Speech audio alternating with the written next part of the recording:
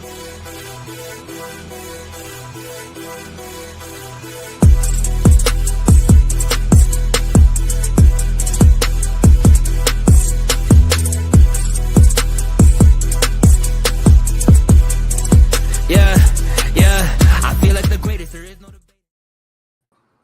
and welcome to episode 24 of Pacific Horseplayers right here on the HHH Racing Podcast. I'm your host, Noah Meagher, joined by the boys, Mr. Jackson Muniz and Ryan Anderson, as we take you through the Santa Anita Late Pick 5 this week on Saturday, March 29th. Of course, we've got shows all week. Scrolling at the bottom of the screen, you will see our weekly lineup. First is my email. You can see that right there, noah.meagh, all lowercase, at gmail.com. So you can talk about how shitty our show is or how we need to have better picks. Whatever's on your mind, you can go send those there. And then there's our lineup of shows. Monday, 8 p.m. Eastern, Tuesday, Wednesday, Thursday, Tuesdays B&B. Or sorry, Tuesdays PHP. I should probably know that. Wednesdays B&B, and then Thursdays Picks and Ponies, as well as great race plays at 9:30 Eastern. So go check all of those out. You can listen to us on Apple Podcasts, Spotify, and Anchor. Of course, Patrick's tip sheet is still going strong. I am struggling to start the show. 212 ROI last 3 years plus, and still doing very well. So go check that out. And then this right here, you can check out those and more about our website right there, HHH Racing Podcast.com. And I will bring that up a little bit later in about 20, 30 minutes or so, because we do have some news how you can join our new Team HHH. So stay tuned for that. We will be talking about that, of course. And then one last thing, thank you to all the people that subscribe to get us to the mark of 5,000 subscribers. But it doesn't stop there, road to 10K. So keep hitting that subscribe button, as well as the like button and the notification bell. Guys, you're making it really hard to focus, but I think I got through all that. How's it going? It's going well. Oh, fantastic. Hey, One king is a little birdie told me that there's a hole-in-one recently. Yeah, I had my first hole-in-one on Sunday. It was fantastic. It only took me 6 years, so I'll be riding that high for the next 6 months, and can't wait for play again on Friday. What club and how far? It was like 110 yards, little A wedge. Couldn't see it go in, but I knew it was close, and then I walked up and I didn't see on the greens. And I looked in the hole, and there it was. And where is this at? There you go. I said, where was this at? At Costa Mesa Golf Course. And where's the video? Okay, I have 3 witnesses. I won the match, and I said, you don't have to pay me. Your witness is going to be worth a lot more than the $10 you guys owe me. So it sure as hell will be. I sure hope you bought the round after.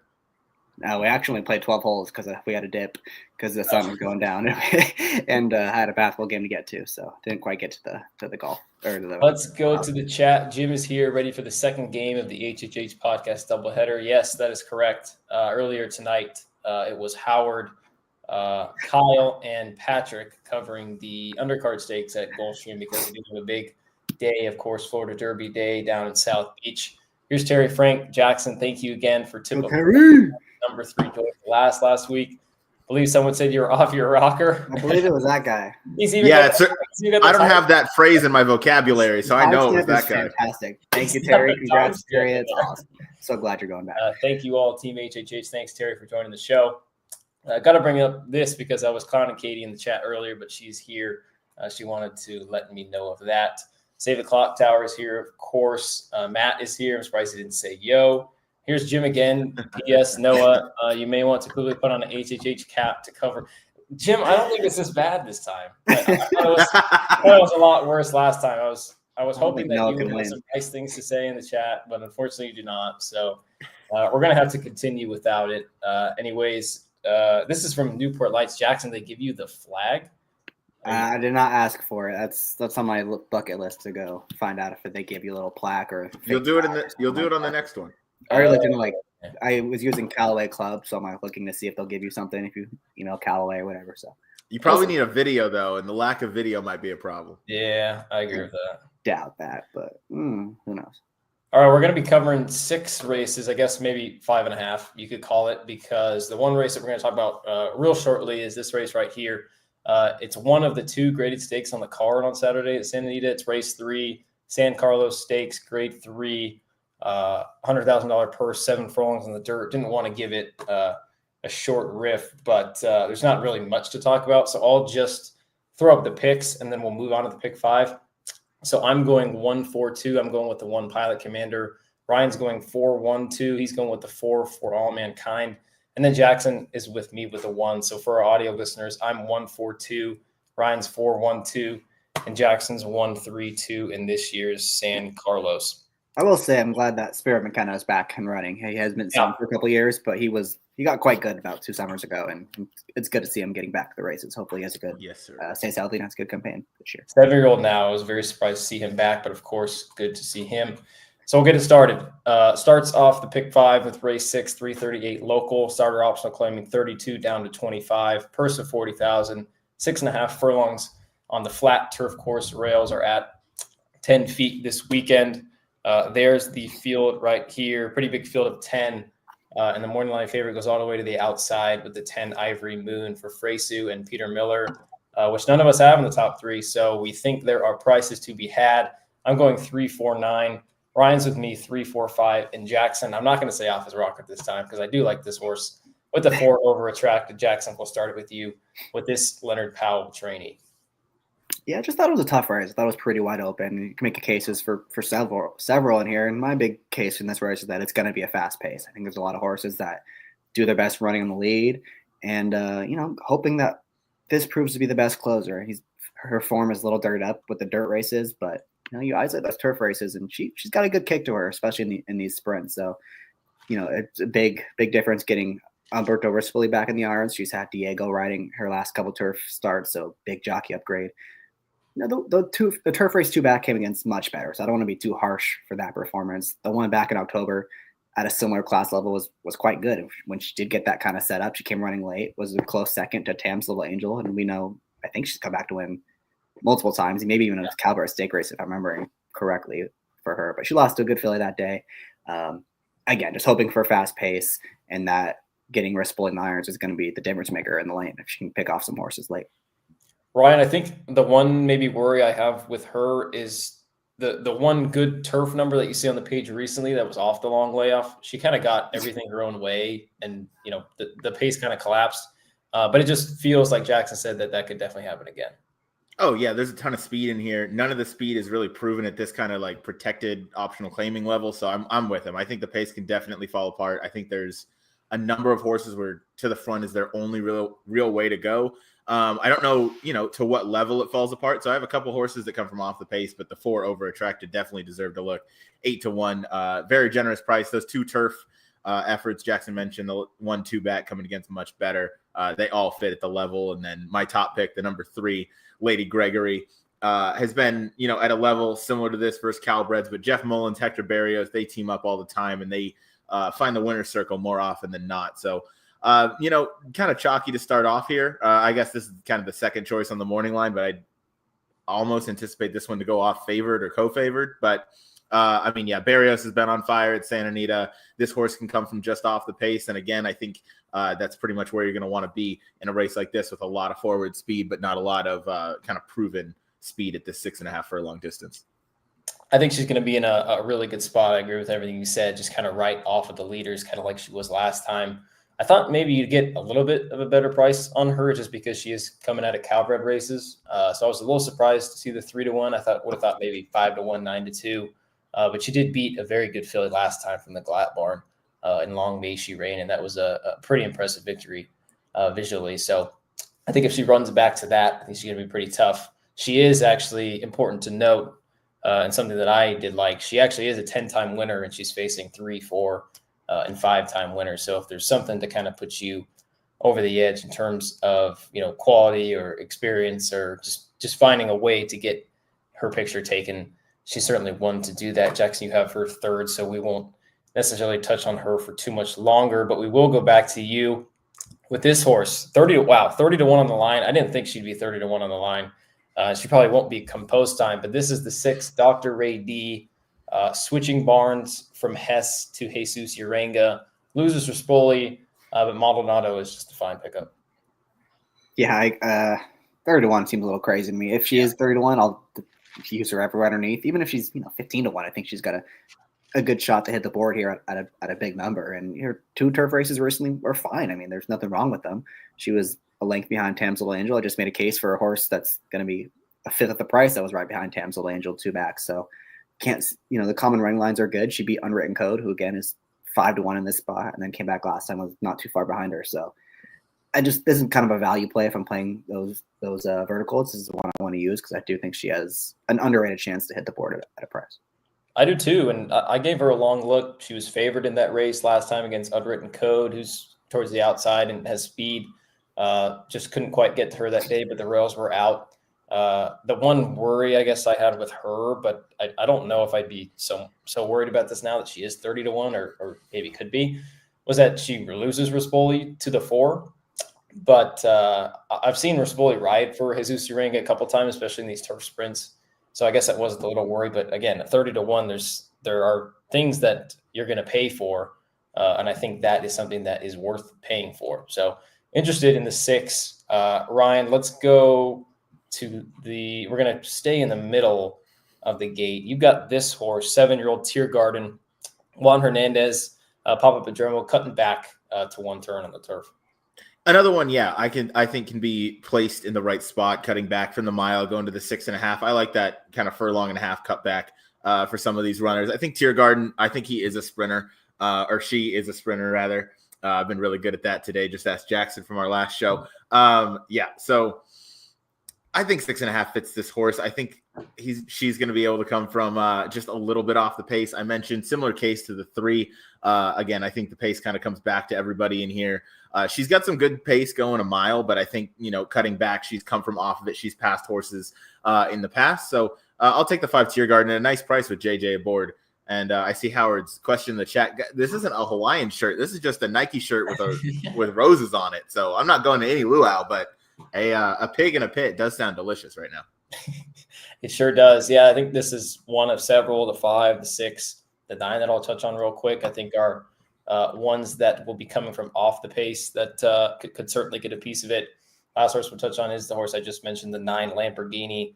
I was a little surprised by the 12-1. I thought maybe 8-ish, but has some decent numbers. 3 back was a very good win against the horse I just talked about. Long May She Reign. 2 back, she was, not great, but Tam's Little Angel, you've seen that horse in basically every running line that we've gone through. And then in a state bred race last time that didn't have a ton of pace. I think the fact that she comes back quick is a good sign. She's been facing better. She's going to get pace to run at. She likes near Santa Anita. Just things to like with this 4-year-old in the 9 Lamborghini, but we'll go ahead and move on. I'm going 3, 4, 9. Ryan's 3, 4, 5. And Jackson is 4, 6, 3. The next race that we will be talking about is this race right here. Race 7, it is a $16,000 claimer. It's not the greatest of qualities, but still field of 9. Morning line favoritism, again, all the way to the outside in the 9 bow tie boys for my boy Armando Ayuso and Tim Yakteen. Let me get the picks up now. And, of course, I'm the only one going with them. I'm 9-8-3. Ryan is 6-9-8, and Jackson is 2-8-5. Ryan, will go to you this time with a 6 Sir Maximus, a jockey that I'm not very familiar with, but I am familiar with the Jorge Parabon. Yeah, I'm not super familiar with the jockey either, but I mean, that one dirt effort really just sticks out like a sore thumb. I know it was against maiden $30,000 claimers. I know it was going 6 furlongs, but Maximus Mischief, the sire, has been fine in his dirt routers. And I think you get a really fair price on a horse that should find himself on the lead. I'm hoping pretty much a lone lead. He looks like he could, clear off if he has some true intentions out of there, obviously with the sprint speed on dirt stretching out to a route. So, the 72 just sticks out like a sore thumb to me. Maybe this is a dirt horse. I think routing might be this one's angle. Should have some stamina from the 9 furlong try on the turf last time out. So I'll take a bit of a shot at 5-1, which I thought was a fair enough price. I like it. I think because you've got a jockey that you're not super familiar with, or at least a lot of people won't be very familiar with, you will get somewhere around that price. And it just seems like this is one of those races where if one horse is beating another on a certain day, it seems like 3 weeks later, the other one could turn the tables. It just seems like one of those where, when you don't get as good a quality, some strange things can kind of happen. Jackson, you're going with the 2 big bet, and maybe you're looking to make a big bet on this horse, Diego Herrera. and OJ Harrigy, who's had a very nice winter meet down at Santa Anita. Yeah, I don't know about a big bet, but I'll make a decent bet on this horse. I think he's got a good shot. And just looking at this field, it seems pretty wide open. I think you make a case for just about anyone in this spot, and that kind of is typical of this level. And, Ryan mentioned the pace, and Sir Maximus probably does look like the best speed, but there could be a couple stretch-out horses that make it a little tough on him, make it at least an honest pace. And I feel like this is the one that's going to sit just right behind it, sit that pocket trip. It's kind of when he's done his best running. We saw him do that up in Pleasanton last fall. And the comeback race was fine. I mean, it came on the turf. It was a slow pace. He had trouble early and just looked like a prep for this. So I think getting back to the dirt is going to be good. Getting back to 2 turns is going to be good for him. And Diego's usually pretty aggressive, so he'll put him into the race. And I was able to watch one of his most recent workouts on the track. Handled it fine. Don't think it's going to be an issue. So just going to be a matter of, is he good enough against the likes of these in this spot? Yeah, I think there's things to like. Second off the bench, turf to dirt. Harrigy's been doing well, like I said. And I think you're right. Him being placed forward gives him the best opportunity to get the job done in here. I'm chalking out. I'm going with the 9 Bow Tie. For some reason, I can't seem to say that right. Bow Tie Boys, who I thought ran a really nice race last time, came back with a 72 buyer. The time form was a little light, which I was kind of surprised by. But visually, I used to kind of press from the outside and then actually took the lead. And then Be Punctual, who I believe is, I think it's Edward Freeman and Redham Racing. I can't remember off the top of my head. But then they kind of came around, and I think that horse was like in the middle of the track. But Bow Tie Boys fought on, I thought, pretty well. It just seems to me like it seems to me like Ayuso is going to be just off of the hip of the 6, and then we'll just kind of bide his time and be able to go by as he pleases in the stretch. Maybe the 6 is better than I think. Ryan, you could certainly be right about that. But I thought the 9 was probably the most likely winner, so I'm going to go ahead and chalk out with Bow Tie Boys. Let's go to the horse to the inside. Jackson, we'll go back to you because this is a horse that we're all interested in. This is the 8 Battle Cruiser. Yeah, fun fact about this horse. I think the very first Twin Spires contest I ever played, I went all in on this horse at Los Al, and then they break out of the gate, and I realized it was 6 furlongs, and I thought it was a mile, and I knew I was screwed as soon as the gates opened. So that was fun. And then he came back a week later at mile, and he did win. So I was right, just a week too early. You bet him that day, though, right? No, of course not. Getting back to the dirt is going to be good for him. The race 2 back was fine. I think he just moved a little too early because I went back and watched it. He was way out of it. There was contested pace, and then there was a second group that was all kind of contested too. And he, Lescano kind of moved with more than half a mile to go. He made his move, kind of went between horses, went wide on the turn, and then just didn't quite see out the final furlong. So I think it just mistimed a little bit. I like Raylu getting in the saddle. Raylu rides his this circuit really well. So I think it's a jockey upgrade on the dirt, and just one that seems like he's going to have a good chance at a decent price. You saw exactly what I saw. 2 back, big middle move to kind of get into the race at a time where he was just picking up his feet, got within 2 lengths, and then just kind of faded. Ryan, obviously, you probably saw that. I think you can probably toss a line through the turf race, right? Oh, for sure, toss a line through the turf race. And I don't know. I don't disagree with what you guys said. I mean, I picked this horse in 3rd, but it was kind of just like a suck-up 3rd. I'm pretty much all 6-9.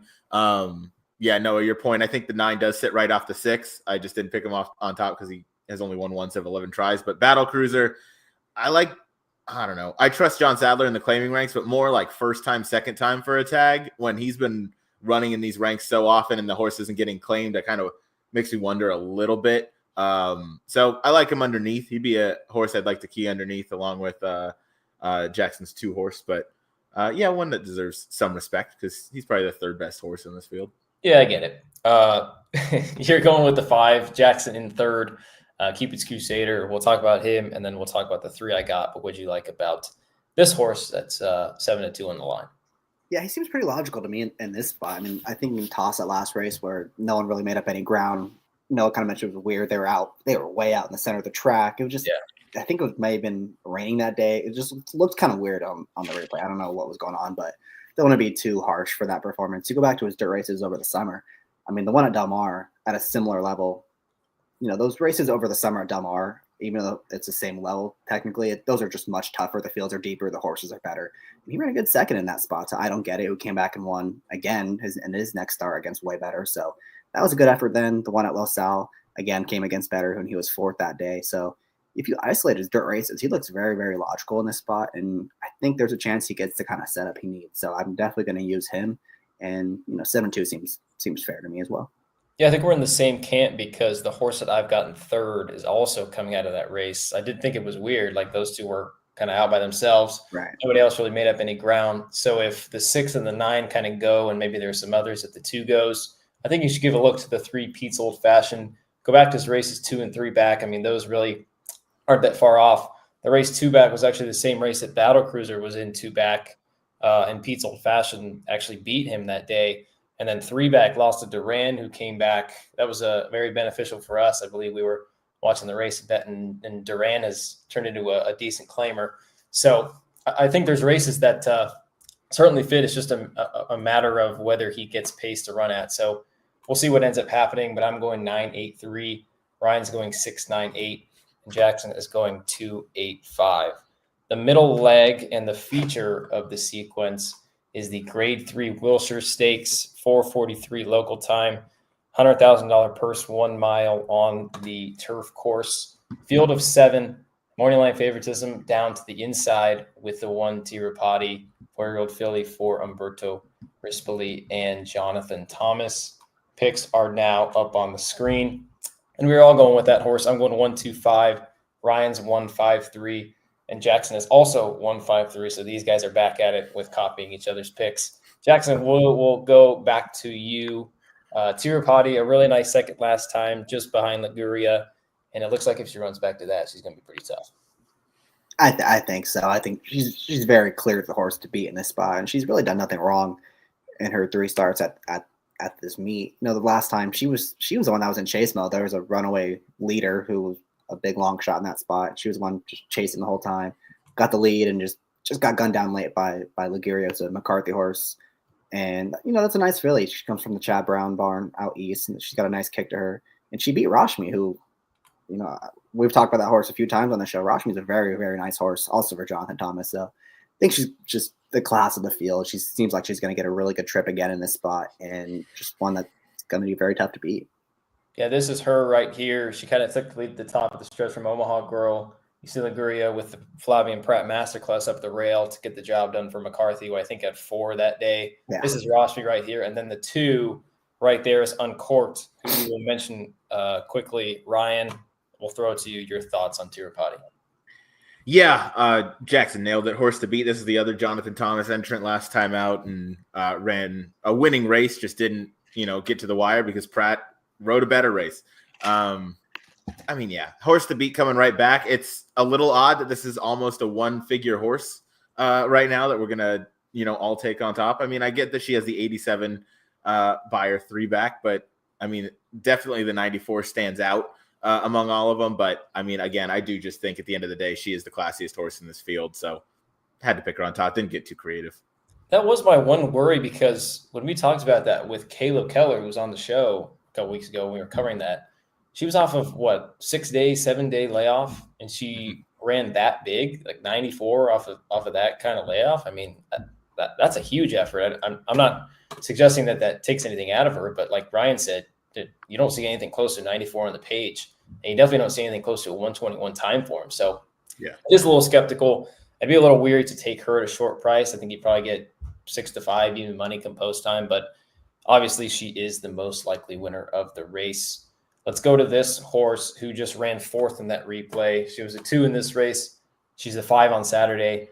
That's Uncorked, the Australian bred. This is Fresu D'Amato. Ryan, I'll go back to you with this one coming second off the bench. Yeah, that was kind of why I picked her over Alpha Bella. Second off the bench is, I don't know, should improve the effort. Certainly came back in decent order with the 86, and really the only other horse on that has a buyer speed figure to get close, and that's with the 93 that Uncorked ran in the Goldacova.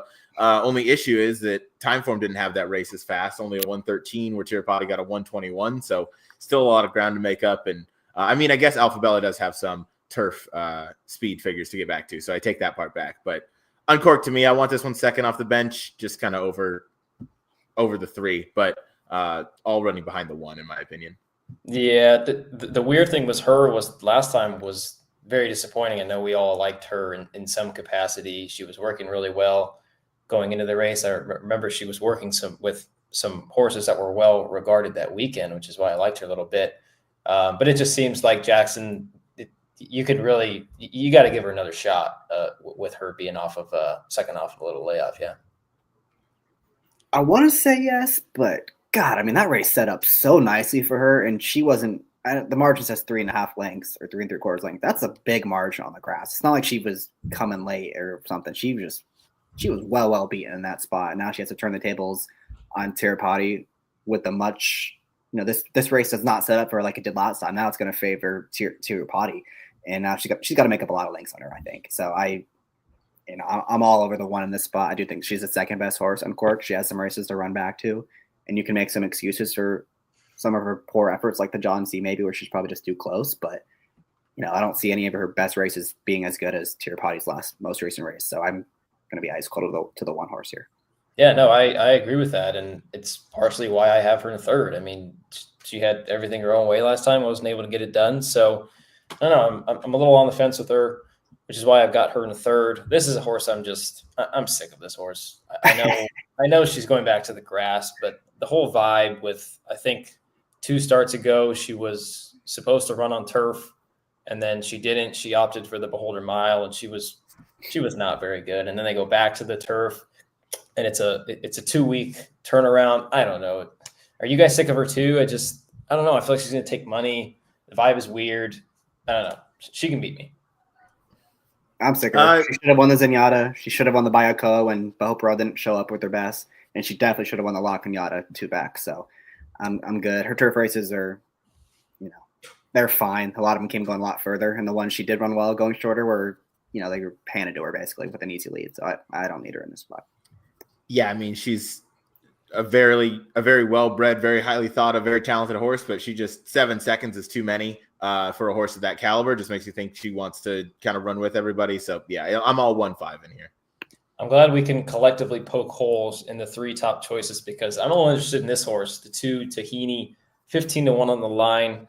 If you go 3 back to the race where she actually got the lead, I thought it was very good. 79 Buyer, 103 time form is a little slow, but if she finds herself on the lead, I think she's got a good chance. I mean, we talked about it. These favorites are not unbeatable. 2 back in the Autumn Mist, she was kind of in chase mode. She got up to the lead and then just completely faded. And then last time, another horse in there by the name of Sneaker is also from the Papa Padromo barn, and she's one that's very fast as well. So Victor wasn't necessarily going to press her. She kind of played the stalking game a little bit. It's not what she wants to do. You can toss her last 2. If you toss her last 2, you go with Jackson's method in the back-to-back Buyer top. So she's fresh. She's probably going to get the lead. I guess the one reservation would be that this horse would put some pressure on her, Desert Rhapsody, who's been all dirt first time on the turf. But the one time that she faced graded stakes company, she was 4 to 6 length off it. So I don't know if she's going to press. I'm kind of hoping that she isn't. And then maybe Money Mike Smith can steal at a big price. Any thoughts here? Yeah, how about the last 3 races? This horse has had DeSormo, Victor Espinosa, and now Mike Smith all routing on turf. I mean, that's certainly interesting, and bold of you to pick this one in second. I don't hate the reasoning though. Should be on the lead, and yeah, should be on the lead. Screams prices, right? I mean, why not? Definitely, without a doubt. I guess we'll see. But I'm going 1-2-5. Ryan's going 1-5-3, and Jackson is also going 1-5-3. I'd even go as far as to say I think your thought that Tahini is going to be on the lead. I think that's almost a lock, just because we just saw George Papadromo do that over the past weekend with a horse that just cleared off by like 4 lengths. I forget the name right now. Was it Cabo? I don't think it was Cabo Spirit. No, that was way back in. No, not that one, not that held on and won, but he'll do this. Omaha Girl is the horse I was just thinking of. The race we were talking about. Yeah. And he had another one, so he'll send him to the lead, and he just hopes for the best there. So yeah, we'll see. One thing I do want to promote before we move on to the last 2 legs, we've got our new Team HHH, so make sure you go subscribe to that. In order to get to that, you go to our website right here, hhhracingpodcast.com. Click on the Power Picks Tip Sheet tab. Don't click on Standard, because I know all of you have already subscribed to that, so no need. But click on specialty. You can see right here, Team HHH Power Picks Tip Sheet Package. There's a bunch of information about special Power Pick Tip Sheets packages that you can get. You've got Keeneland Spring International. I believe you get free Oaks and Derby coverage if you do end up subscribing with Team HHH. Del Mar, which is obviously going to be written by me, of course, did very well last year. Saratoga, of course, you're just going to get a bunch of stuff that we already offer, plus more. If you want to find out more about that, read that. But I just wanted to show everyone on here that the way that you can subscribe to those. Of course, we have the Keeneland Spring Only Power Picks Tip Sheet. That's going to be starting next Friday. I know Jackson is very excited for opening day on April 4th. Yep. And then the International Only Power Picks Tip Sheet. I believe Howard posted a YouTube video on our YouTube channel. So you can learn more about that. Him and Davey Lane kind of previewed that and what's going to be covered on there. So make sure you go check those out. And now that I've got that out of the way, we can go ahead and move on to the last two legs of the sequence. Let me get the Equibase back up on the screen. There we go. Go Keeneland. $5 late double starts right here with race 9. Allowance optional claiming 50,000, purse of 67,000, 6 1/2 furlongs on the main track. We've got a wide open field of 9, with the morning line favoritism going to the 4 Grubauer, the Florida bred, for Ace Espinoza and Tim McCanna. The picks will be up right now, and we're all over the place. I'm going 6-1-2. Ryan's going 5-3-9, and Jackson is going 3-6-9. I think you went last time, Jackson, right? Yep. So I'll go back to Ryan with the 5. Touchdown Brown, Calbred, Antonio Fresu, and Librado Barocchio. Man, of course he picked this horse. 8-1 on the line, Ryan. What does that mean? It means your team sucks. You picked it just because of the name. Actually, I just connected those dots. No, I like Touchdown Brown. I like those. I like the 2-back and 3-back dirt efforts. I know they're versus claiming levels on top, but I think those dirt efforts really fit. I mentioned earlier I like the mile cut back to 6.5, and I think that's going to fit this horse really well. This horse has the ability to be on the front and lead them, but I think if there's some other horses that send to the front, I think the 5 has a really good shot to be the first one to kind of pounce on all those pace setters. And with the amount of people liking this 3 horse, I don't think we're going to get whatever the morning line is on him, because I also like that one, Jackson. No, it's a terrible morning line. Yeah, I guess we'll go ahead and go to the 3. I mean, I don't necessarily see it with the 3, but hopefully, Jackson, you can maybe convince me with this price shot at 20-1. You're familiar with double-digit 3 horses, right? Yeah, usually at Turfway, not too often at Santa Anita where I'm going to 21 shot. Well, I was referring to the one you had at Gulfstream, but oh yeah, that one too. I'm killing it with these. I'm killing it with these bombers recently. Right? I can't lie. No, look, this is a horse that has a ton of back class. I mean, this horse was favored in the Pat Day. A Calbred was favored in the Pat Day Mile from post 1 in the field of 13. You're not going to see that very often. So the races before that were obviously very, very fast. And then something happened. He wasn't seen for a long time. I remember last year they were working him. He was entered a couple times. Something happened again because he wasn't seen again for an entire year. And I didn't mind the last race. I mean, he was drawn way outside. It was a very fast pace. He was wide. He was in chase mode. That was a race that, besides the winner that went wire to wire, it completely fell apart. I mean, Positivity was 20 lengths back and got second. It was a clear second. Third, fourth, and fifth were all from way out of it. So I thought he actually ran quite okay in that spot because he just got tired in the last half furlong, and he hadn't ran in 2 years. So he needed that race. So I'm fully expecting him to make a big step forward in this spot. It's not quite as much speed as there was last time. Watched one of his most recent workouts, looked perfectly fine in that. I think we're going to see a good effort out of him. 20-1 is just too much for a horse with this much back class. I think I want to give him a very big shot here. Ryan, you're shaking your head. It looks like you agree. Completely agree. Yeah, obviously he's going to need a race off of an 18-month layoff. So give him a race, but he came back with a 78, very respectable versus, protected company, which you like to see. They still wanted to keep this horse in their barn. So obviously they still think he can run. He proved that on the field. That was his first time facing older horses in that event too. And obviously he's an older horse now. So second off the bench. Yeah, I think it's all systems go. I wasn't as ballsy as Jackson to pick this one on top because I like Touchdown Brown a little bit better, but I do love Kangaroo Court, and you'll see a little bit later. I guess I don't really have a problem with him. I just don't like him as much as you guys do. I will say I do like the race in general because I've got the second, third, and distant finishers. So the top 3 that I have are coming out of the race. So if a horse that comes out of that race and wins and beats me, I'm not going to let that happen. So I probably will use him in some capacity.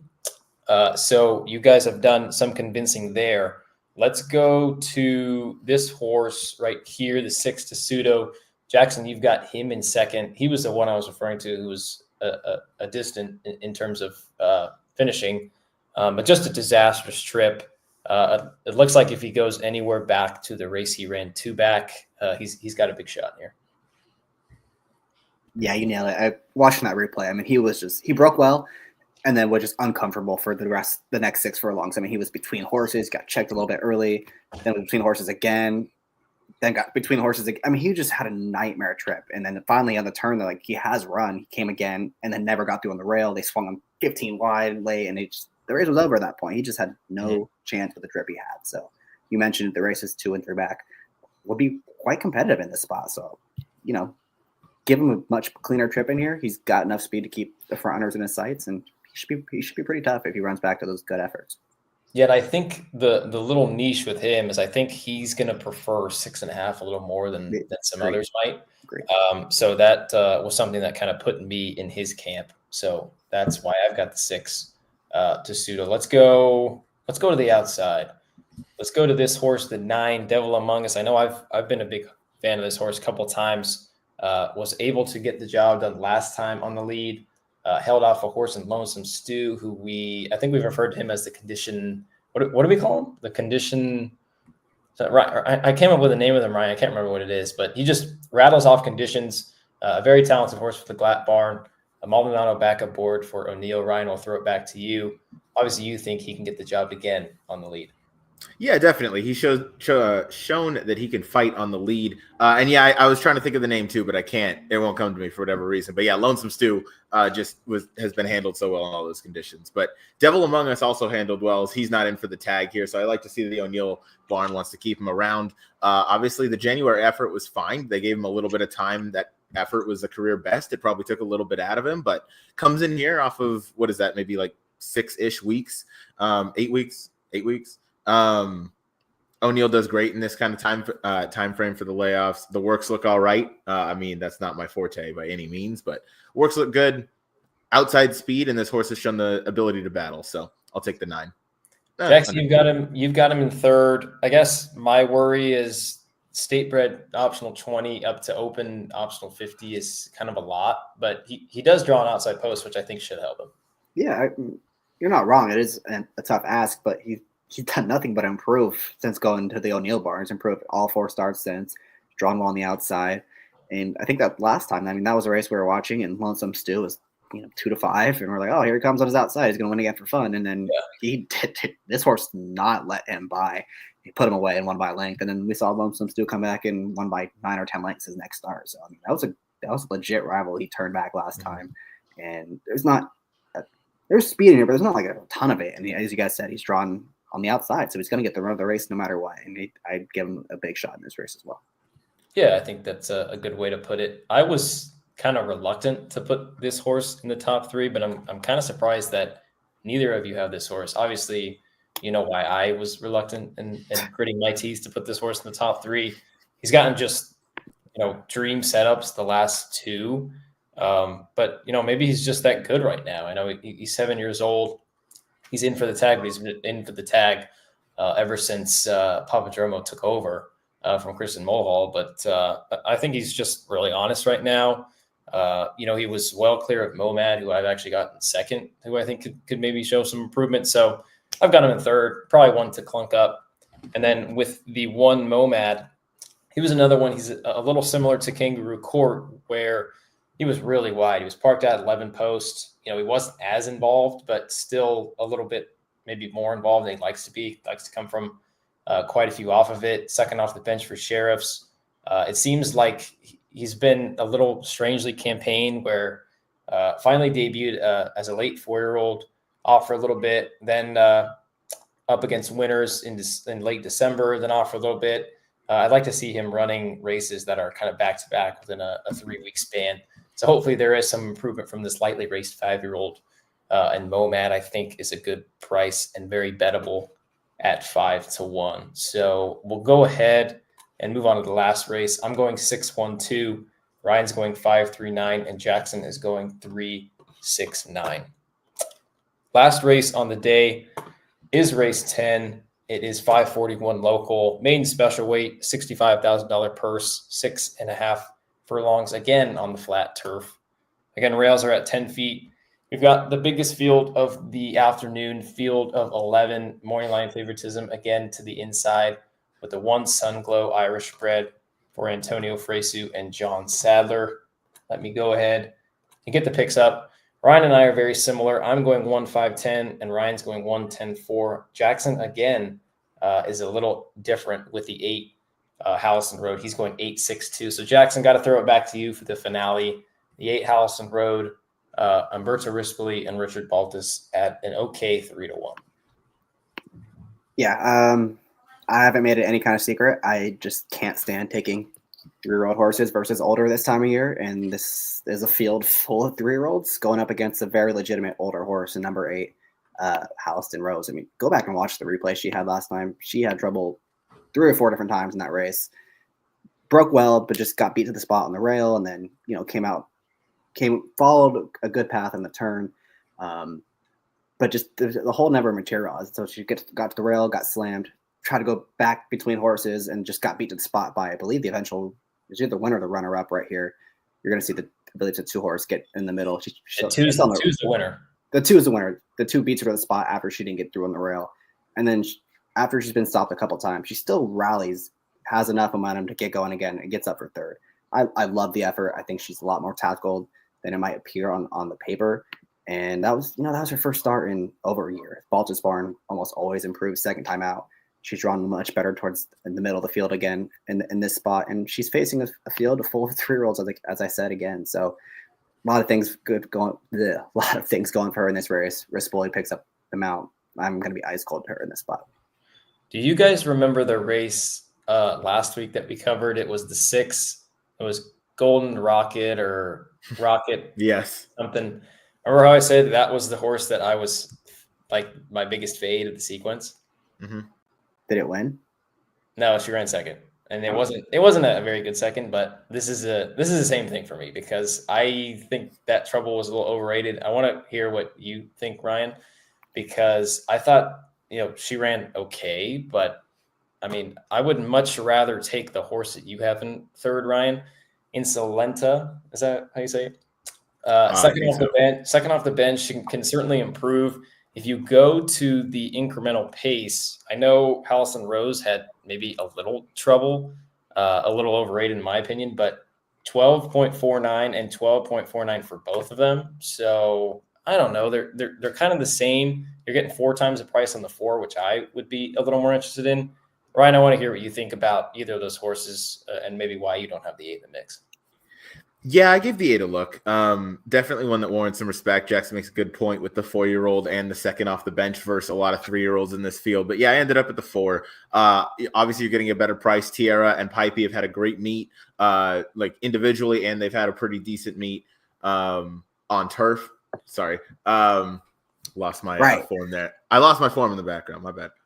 Yeah. So Insolenta, 4-year-old here, second time starter for Pipey. He, like Baltus, second off the layoff. He improves with his second time starters over his first time starters. So this one's out of more than ready. Is out of a winning dam that's or a dam that has thrown a lot of winners. So I want this one. You're getting a better price, and I've kind of seen enough of the 8. Even though obviously I respect your last effort. I think the Trouble was legit. She's ran once in California. Well, yeah. But here's my problem. All the efforts. Yeah. That race fell apart. They flew. And this horse got the run of the race and did not make up any ground whatsoever. So that was my problem with the 4 horses. Well, she was just kind of headstrong, and I don't think, not that they didn't try with her, but I don't think they were all out. And Pipey's not really I think when I looked it up, Pipey was. No, I know terrible first time out. He's terrible first time out, but I think he's in the 20s. I think it was second time. God, I wish I had it written down, and I can't write it on the PPs here, but I think it was 20-something% second time starters turf sprints at Santa Anita, I believe. So it's pretty good. The other issue with her is she didn't switch leads in her debut. And then one of the works I watched, she also didn't switch leads. So there is a little issue there. I think she's got talent, but she's just a little goofy right now. Here's the last thing I'll say is the last time Noah said my horse has no chance, she won for fun at 25 to 1. I didn't say she has no chance. We can just put this horse in the winner's circle now. I didn't say that the 3 last week couldn't win. I just said you're going to get a price, and I'm not saying you said something like, "Oh, you'll be out in the first leg." Well, I did say off your rocker, but I was just we got whatever. Terry book market for us 6:20 minute, 6:20 mark. We're good. Yeah, thanks, Terry. Ryan and I are all over the one Sun Glow. Who don't want on the line a little short, Ryan, but most likely winner, in my opinion, yes. What say you? 100% agree. Most talented horse in the race. I know it's a 3-year-old going against olders, but the Sadler barn seems to be rounding into form last time. Now seems to be rounding into form. I like this horse. Going to fire a big effort. I'm pretty cold to her as well. Go ahead, Jackson. Yes, Mr. Muniz. Continuing from last week, you guys all owe me $1 for our running tally, and I'd like to make this our double or nothing bet. So here we go. I got the 8. You guys can have the 1. Good luck. Cool. All right. I mean, what's not there to like? Second time in the States, speed and fade last time. That was a really solid effort last time. I am a little skeptical that maybe the number was a little too big because we saw Robin with the Y come back. I think that was NHC weekend. That was the very last race at Santa Anita that crushed our good friend Matt Miller's heart and some of our many other hearts. But yeah, that number, she came back and run very well. 5th place finisher didn't come back and run very well. 6th place finisher did come back and win, and then the 8th place finisher just about matched it. So, I guess the one reservation would be that the number is a little high, but it just seems as simple as Fresu breaks, goes to the lead. Maybe the 6.5 is a little too far for her, but she's had some time off. Second time in the States, like I said, she's working well. I think there's just a lot of things to like. Maybe a little skeptical at taking her at too short of a price, but I don't know. It was enough for me to take her on top. Let's go to some horses that we've got underneath. Jackson, we'll throw it back to you. You've got the 6 Sweet Gem, 20 to 1 on the line. There's a lot of love in the chat for you, Jackson, and picking the double-digit prices. So maybe this is one that can finish off the day. No, again, this is a 4-year-old versus a bunch of younger horses. They're just at this time of the year, 8 pounds is just not enough to narrow that gap. So I want to give a big look to these horses, especially for these connections that do really well. I want to ignore the last turf race. Something happened. Obviously, she wasn't seen again for a long time. But the 2 races going further on the grass last spring. The first one, she set a fast pace going 9 furlongs. Didn't run that great, but that came against a good horse in Sunset Glory. We saw her come back and win, I believe, a couple stakes races over the summer. So that was a good field. And then same with the race after that. She got a good strong number, just going a little bit too far, I think. And that was a strong maiden group as well. So I don't think she's impossible in here. She's going to be forwardly placed. I think the cutback will be good for her. Probably more of an underneath type. I don't think she can win this race, most likely. But I do want to use her underneath at a big number because I think she's got a shot to hit the board. I like it. Let's go to the 10. Ryan, you've got in second. I've gotten third. I'll let you talk about her first because there's a couple of things I want to mention. What would you like about Inner Fury?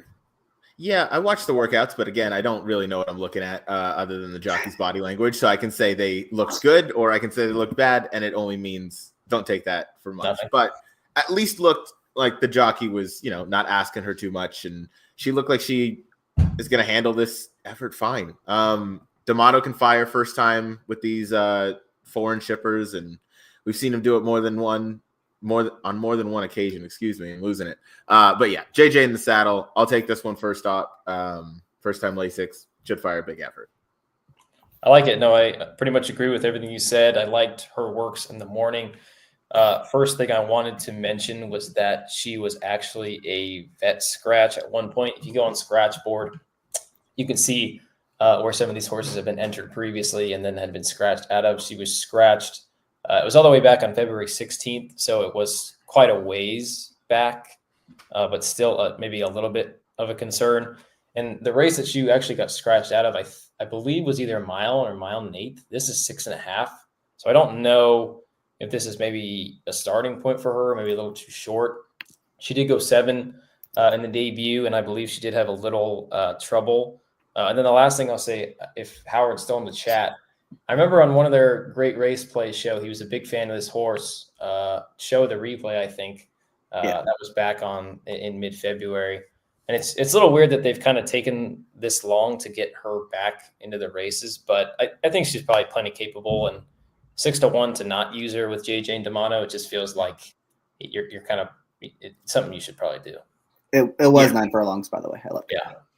I mean, like you said, Ryan, she's been working well in the mornings. It's just a little weird that it's taken this long, but I don't know. Weird vibe with her. 6-1, good price. First time Lasix for Euro. I'm always on board, so I guess we'll see. Let's go to the horse that you've got third, Ryan. Actually, we actually talked about this horse. So, Jackson, I'll let you go to this horse. Work specialist, my friend. The number 2 Eastwick, 8-1 on the line. Richard Mandela, and good to see Kazushi back in the saddle.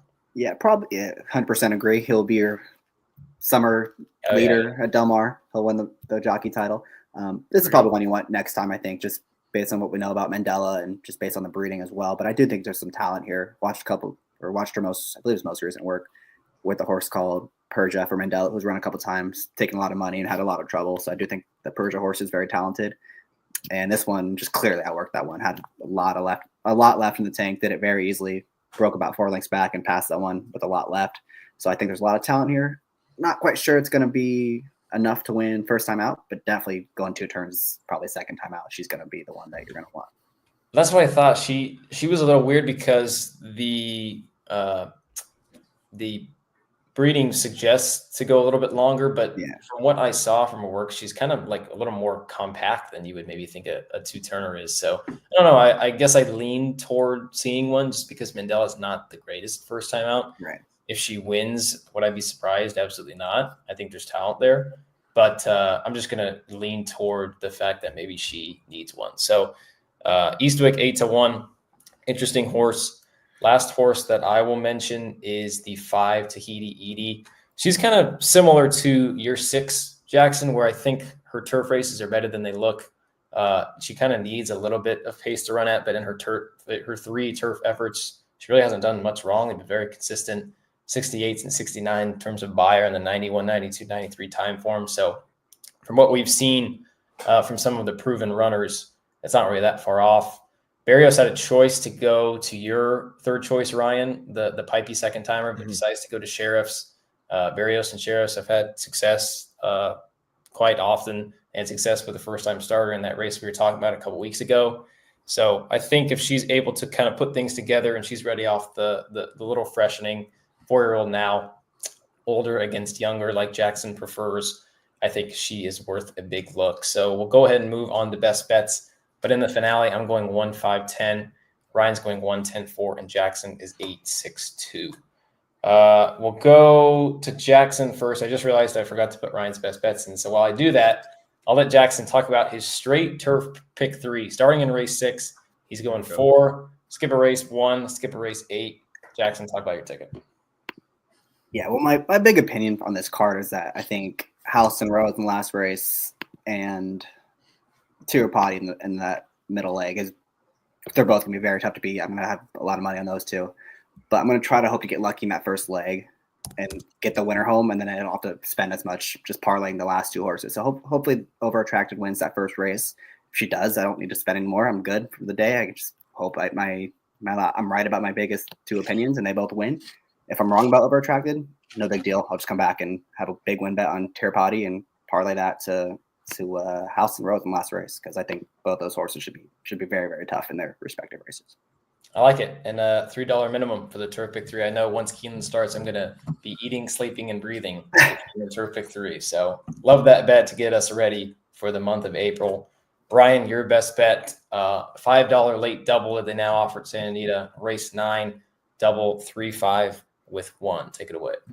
Yeah, Jackson, love that best bet. That's a ice cold turf pick 3 there. I'm going with the late $5 double. I'm using the 3 and the 5. Those are 2 prices in that 9th race.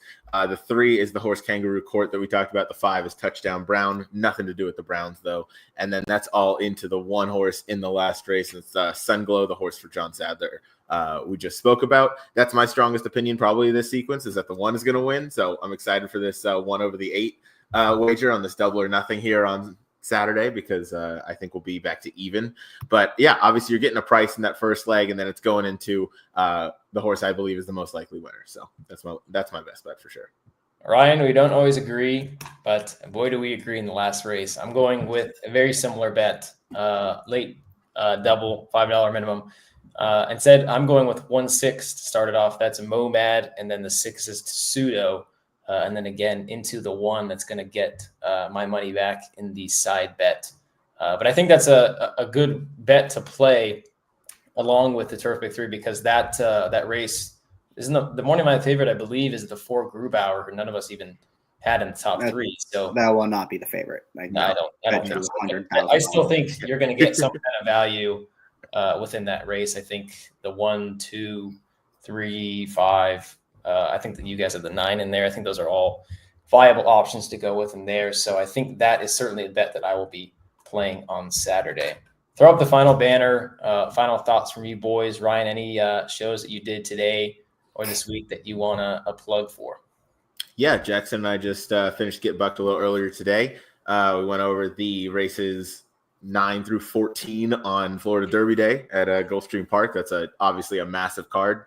And then, Thursday, Kaylee, myself, Jackson will not be there, unfortunately, but Kaylee, myself, and possibly Matthew DeSantis will be going through the Aqueduct Lake Pick 5, and then we're going to do the Fantasy and Arkansas Derby Stakes with Matt Dinnerman on our show as well. So big Thursday over on the Gallop Out on YouTube. Love it. Jackson, hole-in-one king, you got the final word. Yeah, all these big races this weekend, a bunch of big stakes at Oaklawn and Gulfstream, got the Florida Derby and the Arkansas Derby. And yet the race I'm most excited for now in the entire weekend is that maiden special weight last race of the day at Santa Anita to collect my dollar from each of you. Can't wait. None of the picks in the rest of the 4 races matter. Only the 1 and the 8 in the last race. Those will be the only races that I will be paying attention to. For our wonderful co-hosts, Mr. Ryan Anderson and Mr. Jackson Muniz, this has been your host, Noah Meagher, in episode 24 of Pacific Horse Players, covering the Santa Anita Late Pick 5 for Saturday, March 29th. As always, take care. And of course, PHP out.